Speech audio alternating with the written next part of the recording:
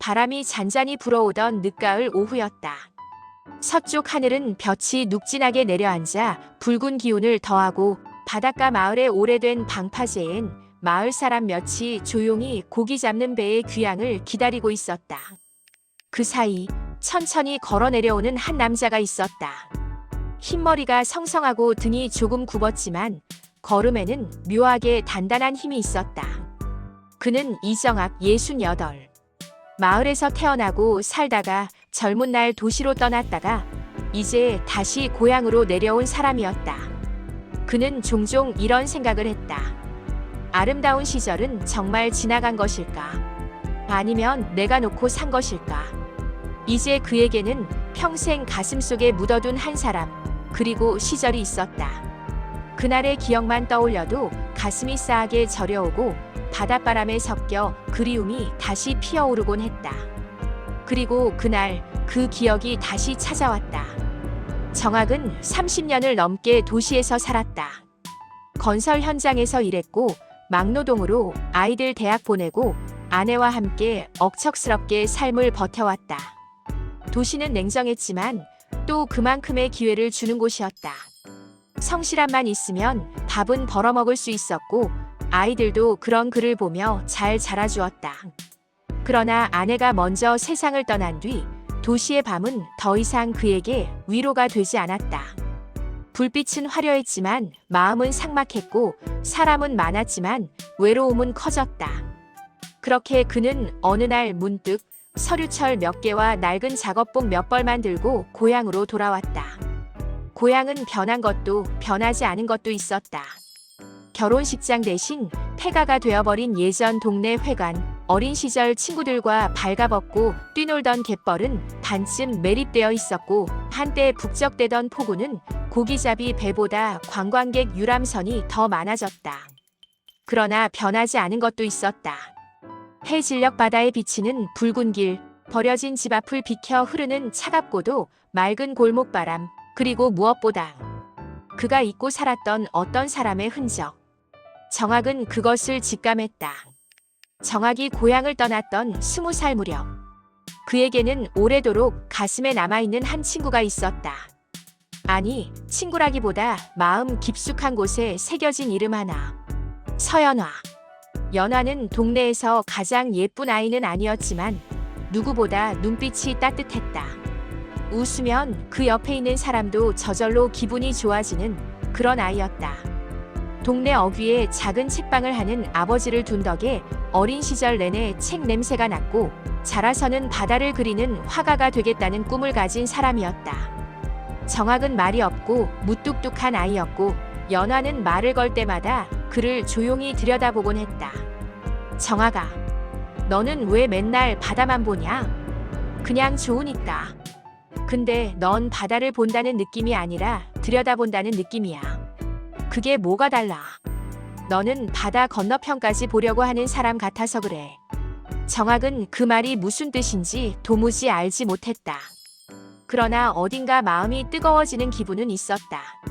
하지만 그 젊은 날은 짧았고 둘 사이에 무엇이 싹 트기도 전에 정학은 집안을 위해 도시로 떠나야 했다.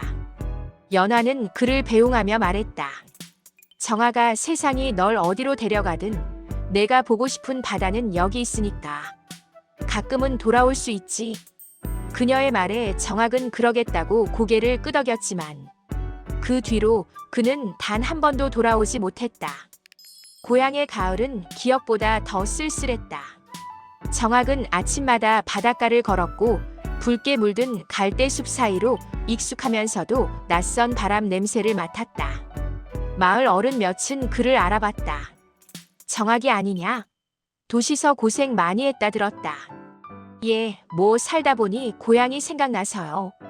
그는 웃으며 대답했지만 속마음은 말했다. 연화는 어찌 살고 있나? 결혼은 했는지 아니면 어딘가 멀리 떠난 건지. 그러나 그는 입 밖으로 그 이름을 묻지 못했다. 이미 너무 멀리 돌아온 사람이 된 듯 했기 때문이다. 그 즈음 장터에서 들은 말은 그의 마음을 더 무겁게 했다. 연화. 아, 그 아가씨 말이요. 오래전에 서울 가서 그림한다더니. 그 뒤 소식이 끊겼지. 아버지 책방도 오래전에 문 닫았고 둘 다 떠나고 없지 뭐. 그 말에 정학은 가슴이 철렁 내려앉았다. 떠나고 없다. 그 말이 이렇게 허전한 단어였던가. 며칠 뒤 정학은 고향집 창고를 정리하다가 낡은 나무 상자 하나를 발견했다. 거미줄이 얽혀 있어 한참을 털어내고 열어보니 그 속에는 오래된 편지들이 묶여 있었다. 봉투에 적힌 글씨는 너무 익숙했다. 이정학에게. 가슴이 덜컥 내려앉았다. 열어보니 똑같은 필체의 편지가 수십 통이나 들어있었다. 그러나 모두 열리지 않은 채였다. 한 통을 조심스럽게 뜯었다. 정학아, 넌 잘 지내고 있지? 바다가 보고 싶지 않니? 나는 내가 떠난 날 이후로도 자꾸 바닷가에 나가게 되어. 정학은 숨이 막혔다. 두 번째 편지를 열었다. 오늘도 너에게 편지를 썼지만 이 주소로 보내면 받는지 모르겠다. 그래도 쓰고 싶어. 내가 떠나고 나서 마음속 어딘가가 텅 비어있는 듯해서. 정학아, 내가 너를 기다린다고 하면 너는 부담스러워할까? 아니면 언젠가 한 번쯤은 돌아올 이유가 될까? 그의 손이 떨렸다. 창고 바닥에 쪼그려 앉은 채 정학은 오랫동안 움직이지 못했다. 연화는 나를 기다린 걸까? 나는 그걸 한 번도 몰랐구나. 그가 떠나기 전 그녀가 마지막으로 했던 말이 다시 떠올랐다. 가끔은 돌아올 수 있지. 그는 그 약속을 단 한 번도 지키지 못했다. 그날 밤 정학은 잠을 거의 이루지 못했다. 그리고 다음 날 새벽 그는 편지를 들고 바닷가로 향했다. 바다는 옛날 그대로였다. 파도 소리는 부드럽지만 깊었고 어둠 속 하늘은 잔별 몇 개만 남아 있었다. 정학은 바다 앞에서 편지 하나하나를 읽기 시작했다. 그 속에는 어떤 날은 그리움이, 어떤 날은 결심이, 어떤 날은 미안함이 적혀 있었다. 마지막 편지는 이랬다. 정학아, 나는 이제 서울로 가려고 해. 그림을 배우고 싶어서. 그리고 내가 없는 이 마을에서 더는 내 그림자를 쫓지 않으려고.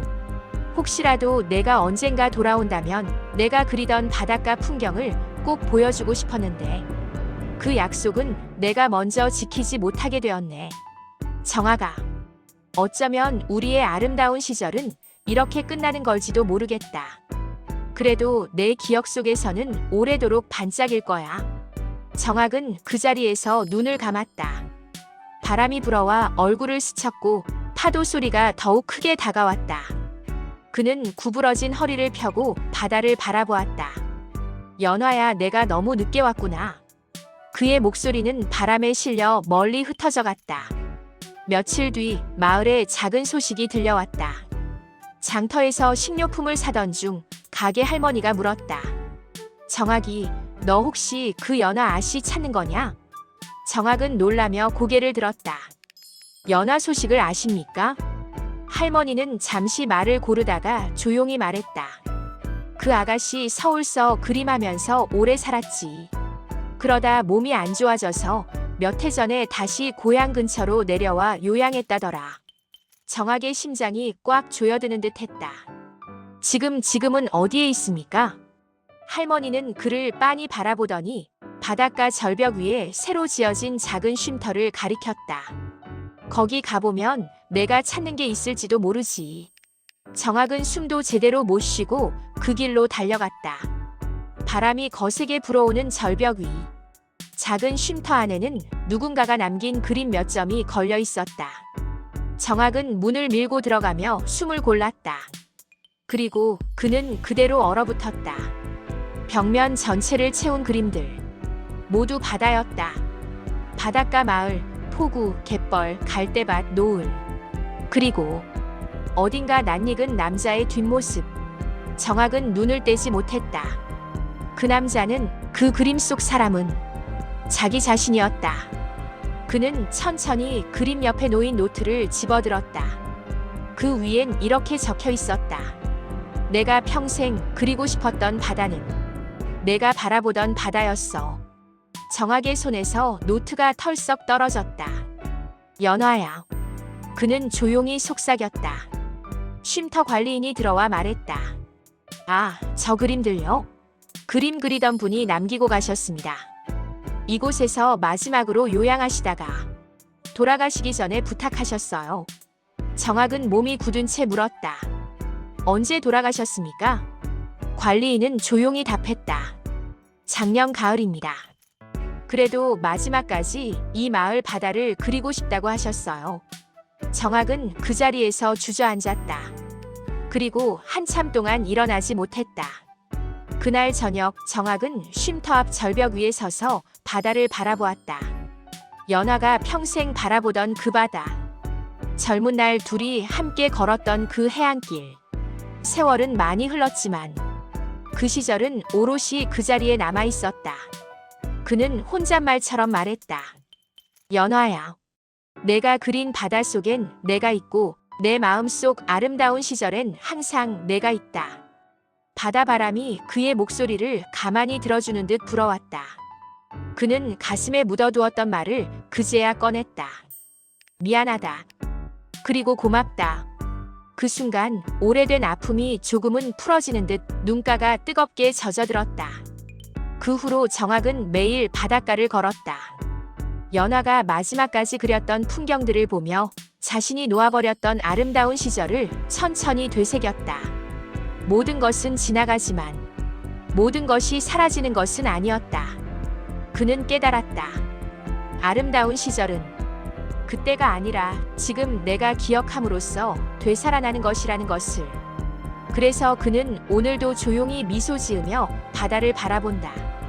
바다는 여전히 파도를 보내오고 그 속엔 여전히 그날의 햇살과 바람과 그리고 연화의 그림자가 서려 있었다. 아름다운 시절은 끝난 것이 아니라 내 마음속에서 여전히 살아있는 것이다.